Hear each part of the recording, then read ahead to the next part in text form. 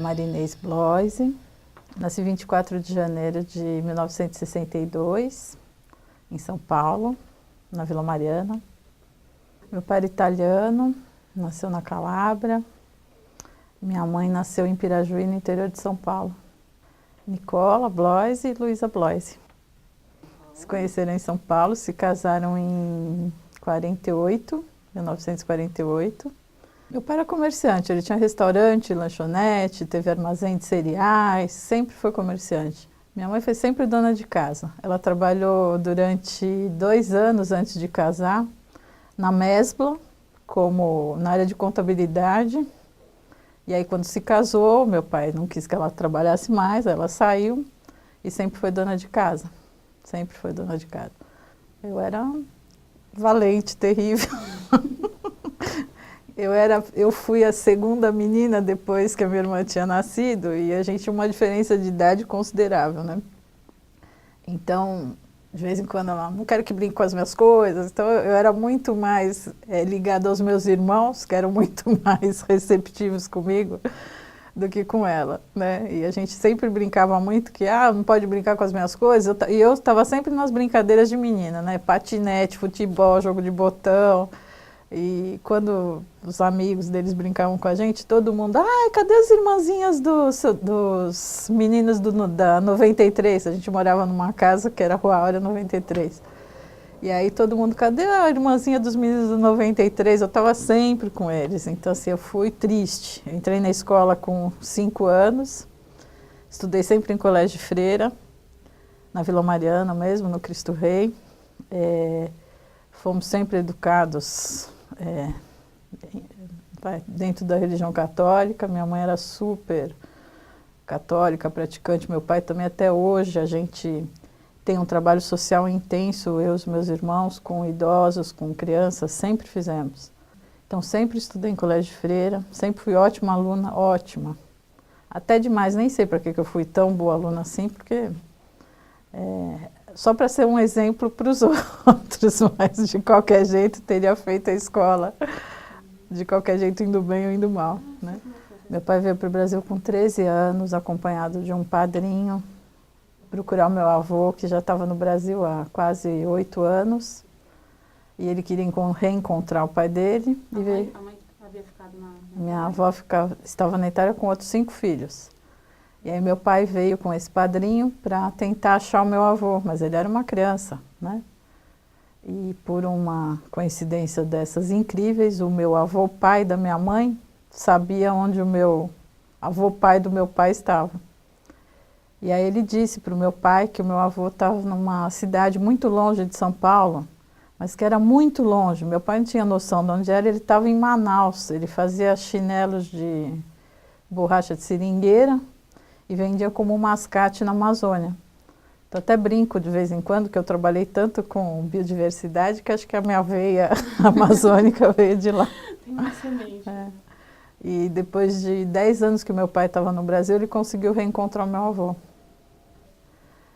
Aí, quando meu pai morreu, a nossa vida teve uma grande reviravolta. Minha mãe foi super guerreira para criar 5 filhos sozinha, né? Minha mãe não comprava um tomate, meu pai fazia tudo. E ela só cuidava da gente, né? E aí foi um período bastante conturbado na nossa vida. Eu tinha 11 anos quando meu pai morreu, 11. Ele morreu do quê? Morreu de infarto, estava comigo no supermercado. E foi uma experiência péssima. Então, a gente sempre viveu num ambiente familiar muito amistoso, com a minha mãe, com os meus irmãos, com toda a família, né? Com todo mundo. E o meu pai era uma pessoa muito dada, conhecia muita gente, criou a gente num ambiente bastante familiar, né? E aí, quando ele morreu, a gente passou por uma situação financeira muito ruim, nós perdemos tudo que a gente tinha, tudo. E todo mundo teve que começar, desculpa. Enfim, aí quando meu pai morreu, nós perdemos tudo, porque nós éramos crianças, a minha mãe não tinha nenhuma experiência em administrar coisas que não fosse a casa, né? E a única coisa que ela sabia fazer era cozinhar, muito bem. Minha mãe sempre foi uma cozinheira de mão cheia, aliás, Lá em casa todos nós cozinhamos bastante, né? Então ela começou a cozinhar em casa e fazia buffets, fazia festa, fazia banquete, e todo mundo trabalhava. A gente ajudava de dia, de noite, íamos para a escola, voltávamos para casa, fazíamos as coisas. Os meus irmãos mesmo, né? Todo mundo falava, homem, não sei o quê. Lavavam louça, arrumavam casa, arrumavam cama, fazíamos tudo. Todo mundo fazia tudo. Então hoje eu falo que as minhas cunhadas, elas têm o privilégio de terem maridos que todo mundo gostaria de ter, né? Acho que eles tiveram um espelho muito bom para ser o que eles são, né? E aí foi assim, aí a gente foi crescendo, os meus irmãos foram acabando a escola, estudaram, um deles é músico, outro é publicitário, o que faleceu era médico e biólogo. Minha irmã é professora com especialização em educação para crianças especiais, que também é uma missão isso na vida dela. E eu fui estudar engenharia. Meu sonho era ser arquiteta, né? Quando eu tinha 15 anos, que eu entrei no colegial, para poder continuar os estudos, eu dava aula de música. Lá em casa todo mundo estudou música e canto. Eu sempre estudei bastante, dava aula de violão. Com essa grana, eu fazia o cursinho à noite, estudava no colégio de manhã, dava aula de tarde. E fomos nos criando e levando a vida. E minha mãe... Isso. Aí as coisas começaram a ir melhorando, a gente já tinha quem ajudasse, enfim. E ela foi tocando a vida e foi criando a gente, né? Eu fiz curso técnico de eletrônica no colegial, que era uma área de exatas. No colégio tinha análises clínicas naquele tempo, publicidade e eletrônica. Eu fui para eletrônica porque era o que eu queria fazer numa área de exatas. Aí quando eu fiz vestibular, eu fiz para arquitetura, que eu queria fazer arquitetura de qualquer jeito. Tomei pau na prova de aptidão específica e eu entendi que não era muito a minha vocação. E aí prestei vestibular para engenharia eletrônica e para engenharia química. E aí eu acabei entrando em engenharia química noturno, que me dava a possibilidade de trabalhar durante o dia e estudar à noite. E aí optei por fazer engenharia química à noite no Oswaldo Cruz, que foi onde eu comecei. Quando eu entrei na faculdade, eu fiz um concurso público e fui trabalhar como técnica de laboratório no Adolfo Lutz, na divisão de bromatologia e química. E lá eu aprendi muitas coisas, foi uma escola realmente para mim. Eu trabalhava na parte de alimentos, regulação de alimentos, análise de alimentos para lançamento, aí passei pela área de cosméticos.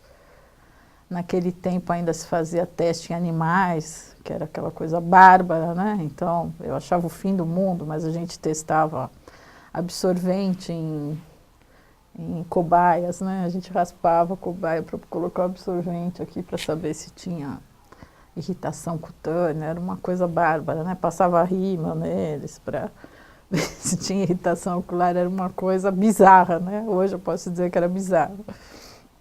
E foi meu primeiro contato com isso. Só que quando a faculdade foi acabando, eu falei, isso aqui não é muito para mim.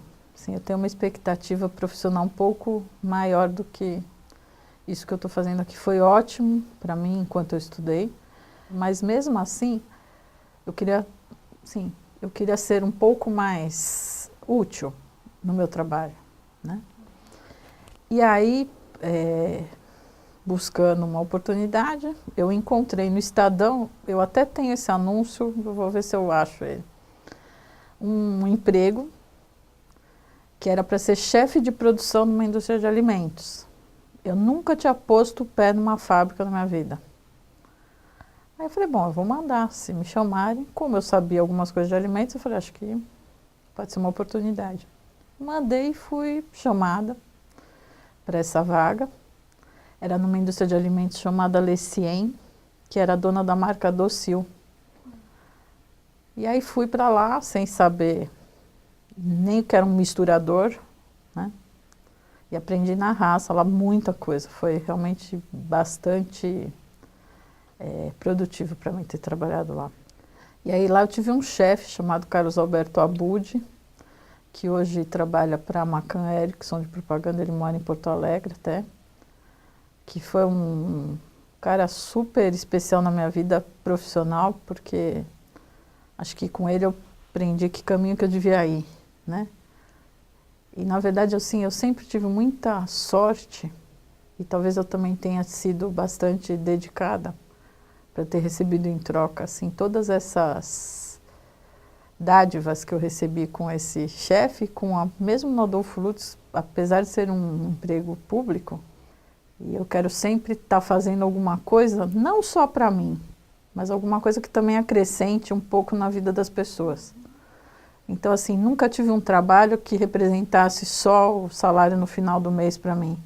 Porque este emprego ou qualquer outro, eu posso ganhar o mesmo dinheiro, mas a satisfação de você fazer e saber que está sendo legal para você e pode ser útil para os outros, isso não tem cartão Visa que pague, né? Não tem preço, não tem preço. E aí esse meu chefe foi convidado para ser diretor comercial da Farmaervas.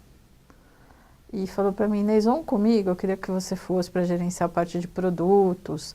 Eles têm uma linha muito homeopática, querem entrar um pouco nos produtos cosméticos, você não quer ir comigo? Eu estava tão feliz com o que eu fazia, foi assim, foi uma decisão difícil, mas fui com ele para lá e nós criamos lá a linha de cosméticos que a Farmaervas não tinha. Aí fiquei 2 anos lá com ele e aí ele saiu da empresa porque ele foi para outro mercado. E foi o primeiro ano que teve feira cosmética no Brasil, que foi lá no Parque do Ibirapuera. E nós expusemos lá, ainda pela Farmaervas, uma linha chamada Ursinhos Carinhosos, que foi feita como a linha top infantil naquele mercado. E aquilo teve uma grande visibilidade. E aí lá nessa feira eu tive a oportunidade de conhecer a Cristiana Arcangeli, que foi com quem eu fui trabalhar, que estava montando a Fitoervas. Aí eu saí, assim, com tudo lá da Farmaervas, fui para a Fitoervas que não tinha nada, então acabei me especializando um pouco em startup de operação. Todas as empresas onde eu passei, eu sempre comecei do zero. Então eu acabei aprendendo, assim, se eu tenho expertise hoje, é em começar coisas novas. A Cristiana criou um evento de moda que se chamava Fitoervas Fashion, que acabou virando São Paulo Fashion Week. E nós tínhamos, quando começou, a gente participou de toda a organização disso. Nós conhecíamos aqueles estilistas que estavam estudando ainda, que hoje são caras super famosos, conceituados. Foi uma coisa muito legal, tive um pouco de contato com esse mercado de moda também, que foi uma coisa que também era uma coisa diferente, mas tinha muito a ver com o que eu fazia. Fora do Brasil, as grandes marcas sempre tiveram a parte de confecção e a parte de perfumaria ligadas, e aqui no Brasil não existia isso, né? Na verdade, ainda não existe, né? Aí eu saí de lá por causa da venda, né? Quando a Cristiana vendeu. Não sabia muito bem o que fazer, porque eu estava tão acostumada, tão envolvida, né, com aquele mercado. E aí soube, através de uma pessoa do mercado, que tinha uma empresa química que buscava um consultor para fazer um trabalho no mercado cosmético. Aí fui me inteirar, saber o que acontecia, e na verdade acabei chegando lá na Beraca, que foi onde eu trabalhei quase 16 anos. Na Beraca eu tinha um ritmo bastante acelerado, eu viajava 80% do tempo, conheci 48 países. Foi uma experiência muito bacana e me agregou um monte. Assim. Tive um chefe excelente, que é o Ulisses Sabará, que foi uma pessoa também, assim como os outros chefes que eu tive, me acrescentaram um monte de coisas legais. Profissionalmente, pessoalmente, né? Eu acho que eu também acrescentei um pouquinho na vida deles. Eles não dizem tão assim declaradamente, mas eu sei. Uns falam mais, outros falam menos, mas eu sei que são ótimos amigos para mim, sempre foram. Então, acho que é isso que é importante, né? Acho que valeu a pena, tem que ter valido a pena. E aí fiquei lá 16 anos quase, 15 anos e, sei lá, 15 anos e meio, mais ou menos. E aí foi a decisão mais difícil que eu tive que tomar. Eu estava em tempo de me aposentar, então muito conversadamente, muito organizadamente, eu fiz essa passagem. Aí no final do ano de 2008, eu já tinha o meu processo de aposentadoria. E aí o meu sonho era, vou ficar um ano em casa cozinhando, tocando, cantando. Não tive um dia, nem um dia. Quando eles fizeram um comunicado oficial, né, para o mercado que eu estava saindo, a Cristiana me chamou de volta num novo projeto que ela estava começando, porque ela tinha vendido as marcas, já tinha vendido Fitoervas e tinha vendido a Cosméticos, né, foi a segunda marca que ela teve, e tinha que ficar fora do mercado cosmético por um período por causa dos non-compete que ela tinha, né? E não podia entrar nesse mercado. Mas ela queria criar uma coisa que não fosse cosmética, mas que remetesse a esse mercado, para que quando a gente pudesse voltar ao mercado cosmético, a gente estivesse já alinhado. E aí inventamos, né? Criamos os aliméticos, que na verdade é uma nova categoria de produtos. E aí estamos aí, já faz 3 anos agora. Logo que eu saí da Beraca, depois de um ano perdi minha mãe, que foi um período também, outro período difícil que eu tive, porque eu vivi a vida inteira com a minha mãe, eu não me casei, não tenho filhos, então vivemos a vida inteira juntas, né? E como todo idoso, ele volta a ser criança, né? Então a gente tinha uma relação bastante amorosa, infantil com a minha mãe, né? E aí ela também tinha 85 anos já, quando faleceu. Aí foi uma mudança grande na nossa vida, porque os nossos hábitos mudaram todos, né? Minha casa sempre foi o centro da família. Como toda família italiana tem a mama, né? A minha mãe era a mama da família. Então, minha família é muito grande, tem muitos primos, muitos amigos, todos os amigos nossos são amigos em comum. Minha casa sempre foi muito cheia, né? Então, nós somos super afetuosos, super amorosos, estamos sempre juntos. Todo mundo sempre junto. As pessoas às vezes falam, puxa, é difícil você ver uma relação assim em irmãos adultos, né?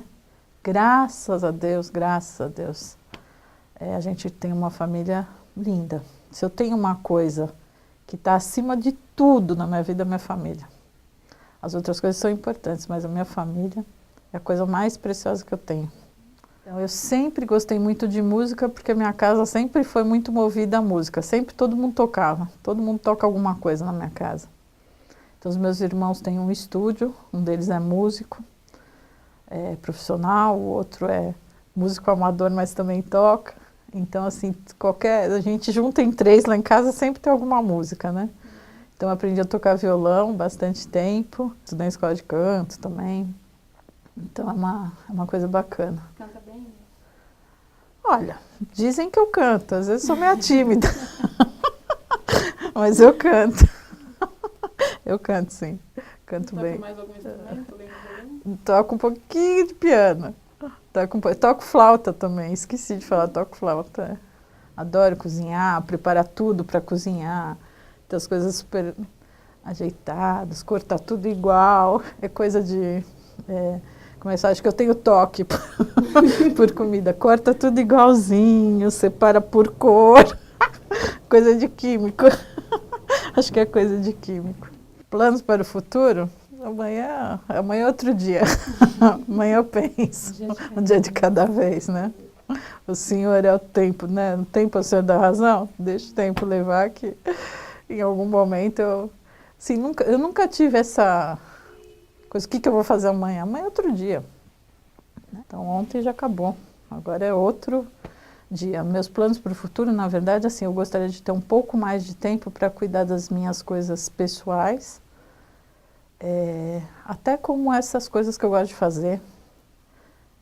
De cantar, de cozinhar. Ser um pouco mais, talvez, atuante nas minhas ações voluntariosas, né? Acho que de voluntariosas não, de voluntariado, que você fazer trabalho de rua, a gente também já fez sopão, lanche, festa de final de Natal, mas assim, é muito pontual, né? As pessoas não precisam de ajuda só no Natal, as pessoas precisam de ajuda o ano todo, né? Então, é lógico que a gente fica muito mais sensibilizada nessas ocasiões, talvez faça mais, mas mesmo assim, a gente tem que ter um trabalho contínuo.